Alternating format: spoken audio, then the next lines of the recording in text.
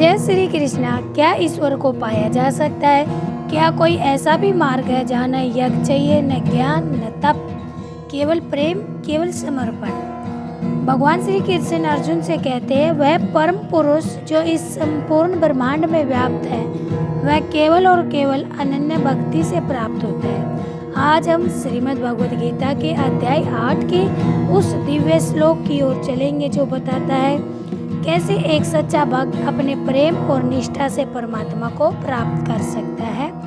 यह श्लोक गीता के अध्याय 8 का 22वां श्लोक है। पुरुषस्य स परः पार्थ भक्त्या लभ्यस्तव अनन्या यस्य अंतस्थानि भूतानि येन सर्वमिदं ततम्। इस श्लोक में भगवान श्री कृष्ण अर्जुन से कहते हैं कि वो है सर्वोच्च पुरुष, केवल पूर्ण समर्पण के द्वारा प्राप्त किया जा सकता है।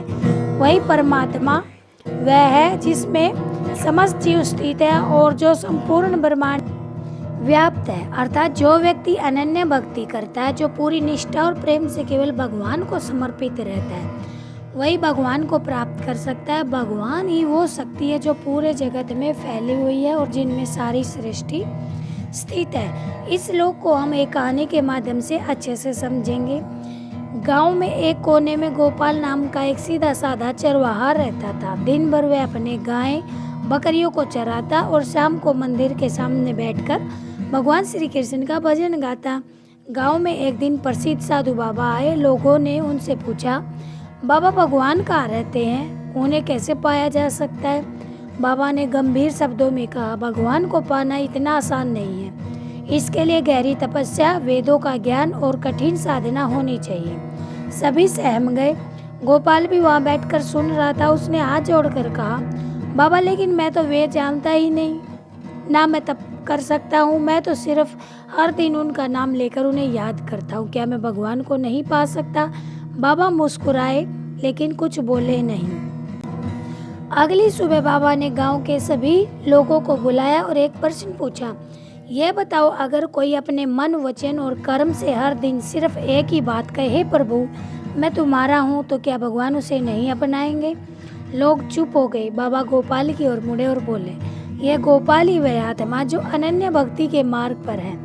इसे वेद पढ़ने की आवश्यकता नहीं, क्योंकि इसकी आत्मा पहले ही प्रभु में रमी हुई है।